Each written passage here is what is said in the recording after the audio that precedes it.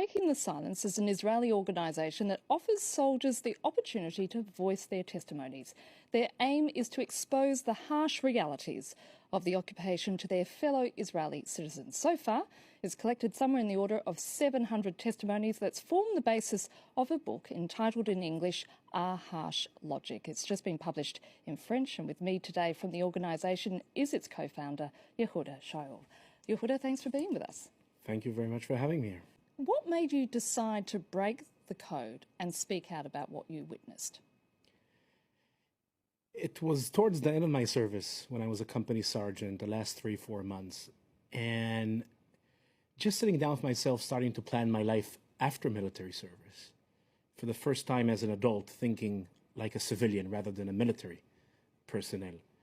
That was a change for me. Being able to start to see things from a different perspective. And in 1 minute, my world has collapsed. For 2 years and 10 months, I was in the military doing things, believing that I'm doing the right thing, living in a reality which has its own logic and its own ideas inside, but suddenly from outside it seemed wrong. And that's when I felt that I need to do something. And I started talking with my comrades, and Breaking the Silence was the result of that. Was there one single incident that did change your mind about taking that risk and speaking out?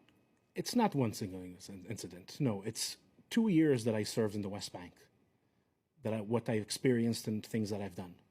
From bursting into houses in the middle of the night and seeing the families and how they react, till manning checkpoints, arrest operations, and other things that I've done.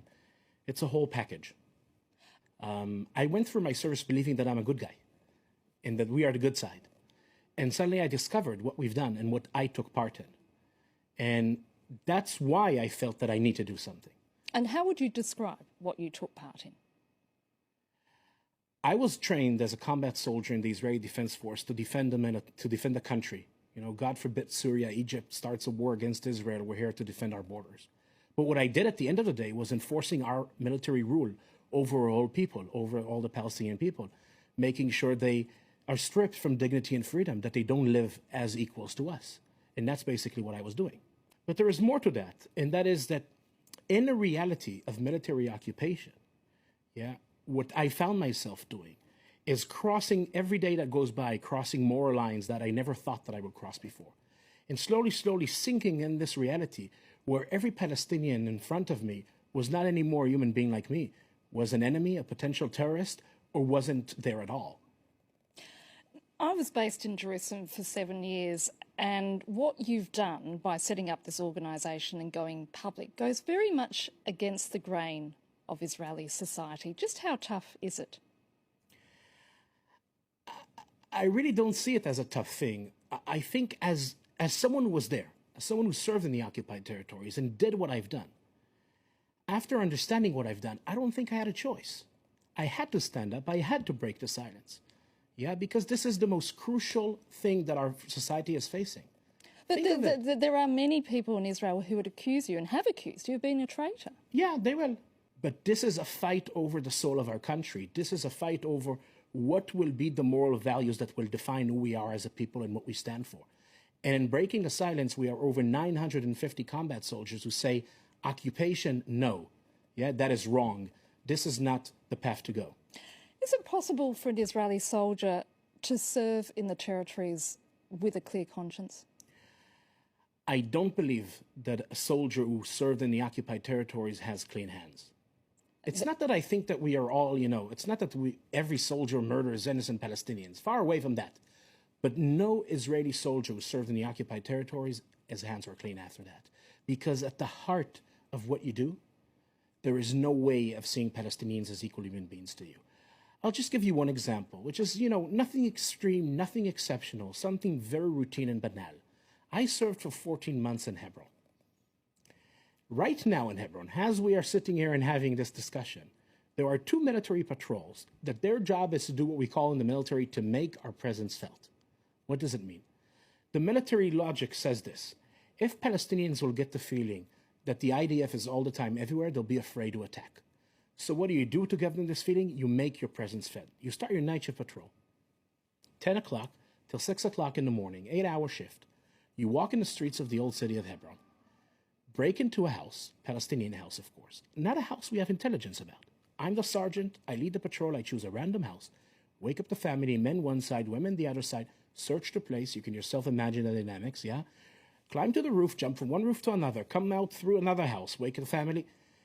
And basically, that's how you pass your 8-hour shift. 24 hours a day, 7 days a week. From September 2000, when the second Intifada started, till today, now, it didn't stop for 1 second. Yeah, the idea is that every Palestinian will feel the military is right here. You don't know when we're going to show up, what we're going to do, when it's going to end, how it's going to look like. It's to do what we call in the military, litzor tchushat nirdafut, to create the feeling of being persecuted.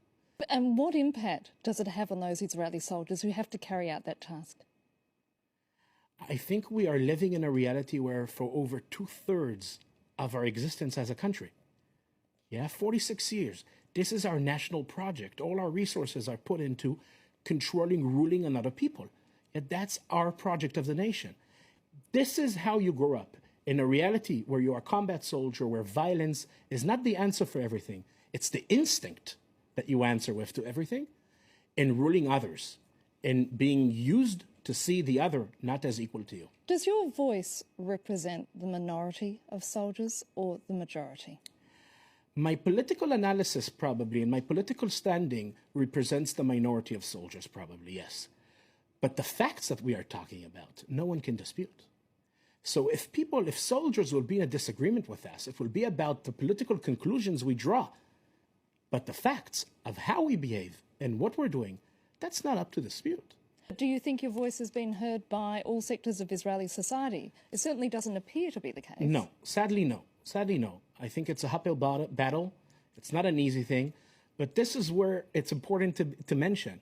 Silence is not an Israeli disease. Silence is a human epidemic. When a society doesn't look good, the last thing it wants is to deal with these bad things. And in a way, our job as breaking the silence is to hold up a mirror in front of our society and force it to deal with it.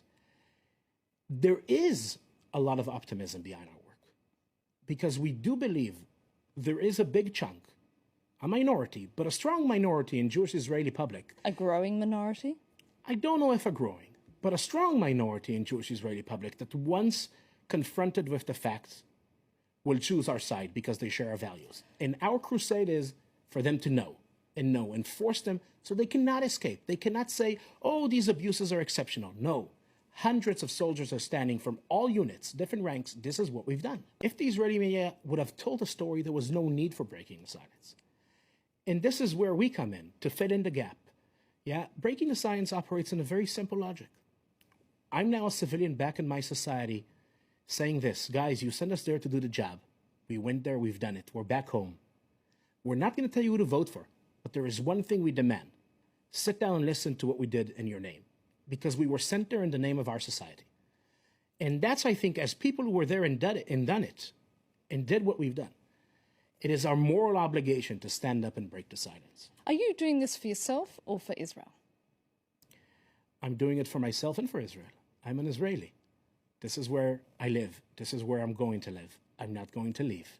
That's my homeland. And this is a struggle over cleaning my home.